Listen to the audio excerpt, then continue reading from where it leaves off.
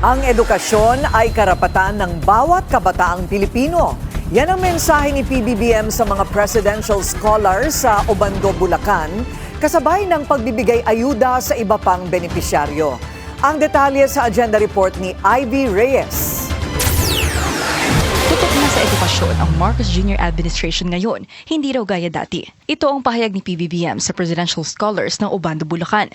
Naiwanan lang tayo ng kaunti dahil sa nakaraang ilang taon, hindi masyadong nabibigyan ng atensyon ang ating education sector. Pero ngayon, dahil sa aking paniniwala, na ito nga ay karapatan ng bawat sa ating kabataan na sinong gusto mag-aral, kailangan meron silang paaralan, meron silang paraan upang makapag-aral na mabuti at maganda ang magiging instruction sa kanila. Kaya't namin binuo itong programa na ito. Dating pinamunuan ni Vice President Sara Duterte ang DepEd. Pagdidiin ni PBBM, karapatan at hindi pribilehiyo ang edukasyon. Kaya dapat daw nagtatrabaho ang gobyerno para siguraduhing maayos na nakapagseserbisyo ang sektor. Sa ilalim ng Bawat Bayan Makikinabang program ng gobyerno na funded ng Local Government Support Fund, may 5 presidential scholar ang bawat barangay with 20,000 pesos each.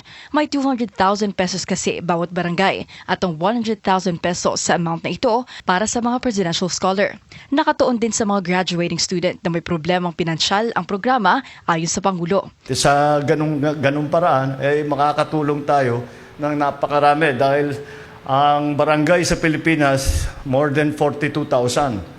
Kaya kung kada barangay makakakuha tayo ng 5, more than 200 to 210 plus thousand ang natutulungan natin. Payo ni PBBM sa mga estudyante, pagbutihin ang pag-aaral dahil lifetime asset anya ito na hindi mananakaw ng sinuman. Sa pagbalik daw ng Pangulo sa Obando, naway may hawak ng diploma ang mga presidential scholar ng gobyerno. Para sa agenda, Ivy Reyes, Billionaire News Channel. Manatiling nakatutok sa Bilyonaryo News Channel. Sumubaybay sa aming social media accounts at mag-subscribe sa aming YouTube channel para sa mga bago at eksklusibong balita.